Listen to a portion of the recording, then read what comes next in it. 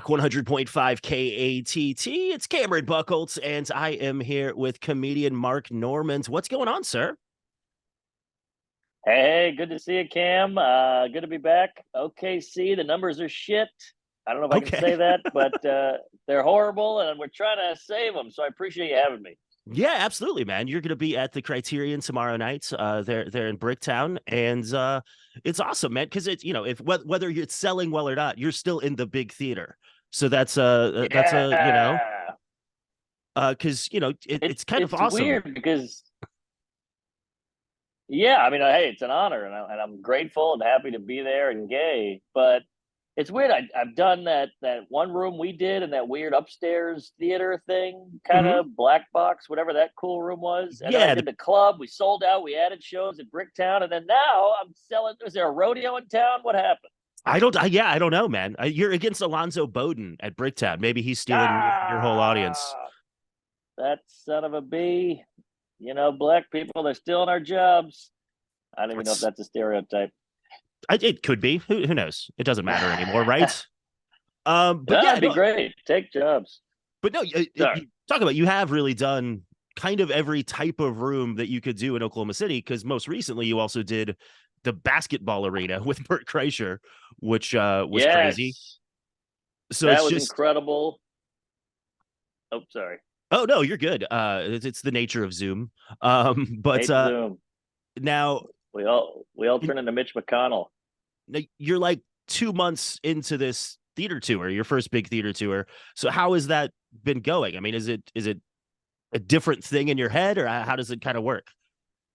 It's a whole different ball game. It's a lot of guilt for me. First of all I do is promote now. Your whole job is promoting. You now you understand why Bert Kreischer's in a speedo and roller skates because you got to sell tickets. And I feel guilty because I did a Netflix special, and then they give you, hey, we got you a theater tour because people are buying tickets, and you go, great, but now I have no material. So it's this weird, Sure. bittersweet catch-22 of like, we like this guy because we saw his special. Now we'll go see him, and he sucked. So are you doing completely like nothing from soup to nuts right now? Is it just rebuilding that hour, I guess? Not a thing. It's all a rebuild. And boy, I'll tell you, when your back's against the cliff, you will pump it out. But now, Writer's block is a luxury I don't have. well, and you're someone who, I mean, even back at shit, I guess I've known you for coming up on 15 years now, and you've always done the most amount of sets that you could possibly do.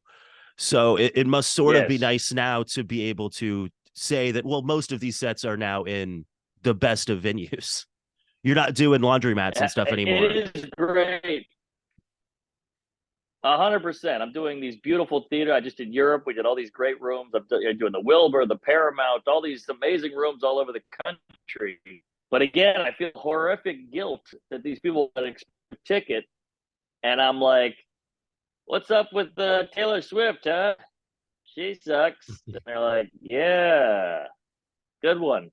So I feel bad, but you're seeing comedy be created in real time, and it ain't pretty. Well, that's I was gonna say if they're a fan of Mark Norman, then I'm sure there's a lot of people out there that are kind of interested in that process and can be like, oh, we saw it, when this hour becomes a special in a year or whatever, they can be like, oh yeah, that was Yes, the kernel that is now on Netflix or YouTube or whatever. I think there's about 8 incel comedy nerd virgins who are into that, but then these guys bring their girlfriends, and they're like, "You like this guy, huh? Kind Well, of I half think baked." and now at this point, where do you think most of the people that are coming to see you found you? Is it primarily your podcast, or is it the Netflix special, or where are your fans coming from? I think podcasts are like 80% of comedy ticket sales. It's a huge, huge boost in like getting to know the comic, getting in their ear, getting in their head. So I think podcast is a big part, but then I think there are some diehard stand-up fans. The stand-up, we are in a boom, baby. So yeah, the YouTubes, the reels, the clips, the TikToks, it all helps. So but podcasts I think are a big chunk, the lion's share, as they say. Well, and you have like what, 3, 4 podcasts at this point? I got three. I got two with friends. We might be drunk. Tuesday stories. And I have my own behind a paywall that I say horrific things on. So get on that. It's called All Over the Road. Is that Patreon or OnlyFans or what? How do those ones work? Yeah, it's Grinder. It's no, it's Patreon. Nice. And now we talked about your recent special Soups and Nuts being on Netflix, and then before that Yeah. you had one on YouTube, and then before that was a Comedy Central special. So you've kind of run the gamut of places that specials can live. What was kind Yes. of the thought process of going to Netflix this time? Without is it just that Netflix offers more money, or is it you think it's a wider audience, or how does that kind of work? It's a good question, Cam. I think Comedy Central I took because they said you can do this and we'll give you some money, and I said, "Oh my God, I'm an idiot. I'll take it." And that didn't move the needle at all. Then nobody would touch me, so I had to do YouTube, and that was a big needle mover. And then from the YouTube, I got a Netflix half hour, which I had to bust my ass to pull together, and that did well. And then they gave me the hour, so I had to do the long route. Then I see these like 22-year-old comics getting a Netflix hour, and I'm like, what the hell? I had to fucking sorry, I had to jump through hoops, but I went with Netflix because I feel like I did the YouTube, and I thought I might as well spread the love to a new audience, and it worked. Excuse me.